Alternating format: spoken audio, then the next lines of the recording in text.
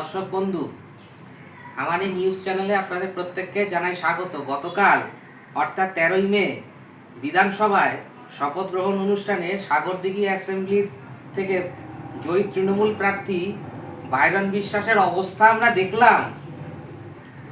পেটে এক ফোঁটা বিদ্যে আছে বলে তো আমাদের মনে হচ্ছে না, শপথ বাক্য পাঠ করতে পারছে না, সামান্য বাংলা উচ্চারণটুকুও বলতে পারছে না। এরা সব তৃণমূলের প্রার্থী, মূর্খের দল কোথাকার। এদেরকে জিতিয়ে বিধানসভায় কে পাঠিয়েছে ভগবান জানে। ছি ছি ছি, অকৃত্রিম, কর্তব্য, এইসব সাধারণ বাংলা শব্দটুকু উচ্চারণ করতে পারছে না। আপনাদের নিশ্চয়ই মনে আছে, ভোটের ফল বেরোনোর আগে স্ট্রং রুমের বাইরে দাঁড়িয়ে এই বাইরন বিশ্বাস কি বলেছিল? পুলিশ তাকে ঢুকতে দিচ্ছিল না, তখন পুলিশকে ধমকে ওই বাইরন বিশ্বাস বলেছিল, গেটটা খোলেন, বলছি গেটটা খোলেন।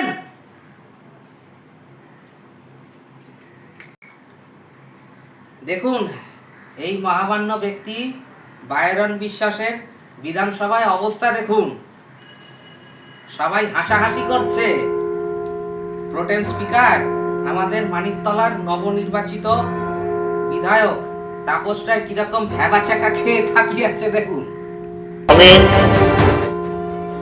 আমি বাইরন বিশ্বাস, পশ্চিমবঙ্গের বিধানসভার সদস্য নির্বাচিত হইয়া ঈশ্বরের নামে শপথ করিতেছি, সত্যনিষ্ঠা সহিত প্রতিজ্ঞা করিতেছি যে বিধি দ্বারা সব স্থাপিত ভারতের সংবিধানের প্রতি আমি অকৃত নিষ্ঠা ও অনুগত পোষণ করিয়া আমি ভারতের সার্বভৌমিক ও অখণ্ডতা রক্ষা করিব এবং যে কর্তব্য আমি গ্রহণ করতে উদ্যত হইয়াছি তাহা নিষ্ঠাপূর্বক নির্বাহ করিব। ধন্যবাদ। এই দলটা এতদিন 15 বছর সরকার চালাচ্ছিল। আমরা কাকে এনেছিলাম? সিপিএমকে তাড়াতে কাকে ভোট দিয়েছিলাম? হায় ভগবান, এতদিনে আমাদের অর্থাৎ পশ্চিমবঙ্গবাসীর মুক্তি হলো। আরেকটা অন্য খবর বলি, বঙ্গ বিজেপি সভাপতি সমী ভট্টাচার্য বলেছেন, সভাপতির পদ ছাড়ব, কিন্তু তৃণমূলের লোককে দলে ঢুকতে দেব না। ওদিকে সরকারি কর্মচারীদের জন্য নির্দেশ দেওয়া হলো যে সকাল 10টার মধ্যে অফিসে ঢুকতে হবে, আর বিকেল 5:15 আগে অফিস থেকে বেরোনো যাবে না।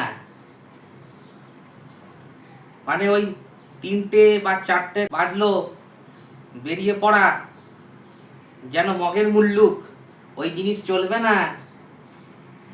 আরেকটা খবর, কোয়েল মল্লিক যেন মুখে চুনকালি মেখে একেবারে সপরিবারে কলকাতা ছাড়া হলেন। দেখুন কি অবস্থা।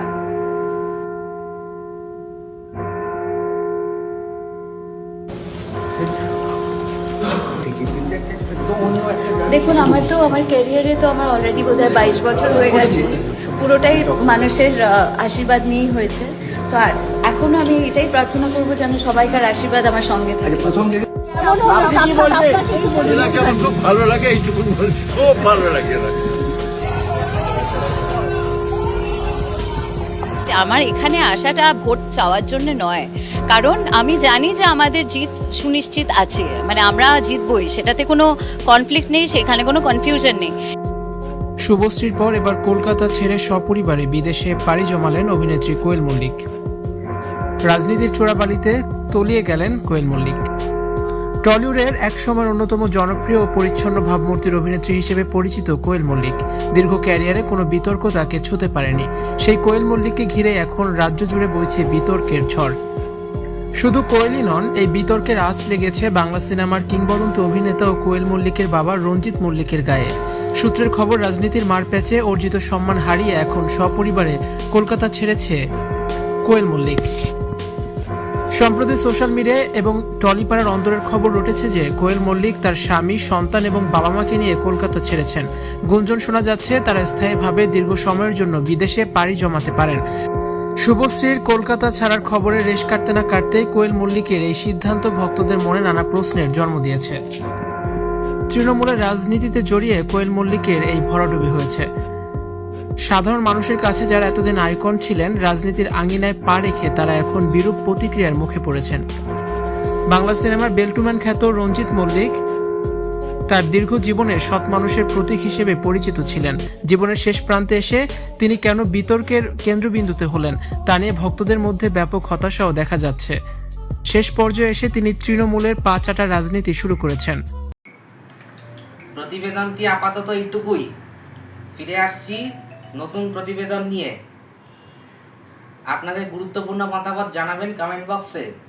ভালো লাগলে ভিডিওটি লাইক করবেন এবং বন্ধুবান্ধবদের মধ্যে প্রচুর পরিমাণে শেয়ার করবেন এবং আমার চ্যানেলটাকে অতি অবশ্যই সাবস্ক্রাইব করবেন এবং পাশে থাকা বেল নোটিফিকেশান ওটাকে অল সিলেক্ট করে রাখবেন সবার প্রথম নোটিফিকেশান পাওয়ার জন্য। আপনারা সকলে ভালো থাকবেন, সুস্থ থাকবেন। নমস্কার।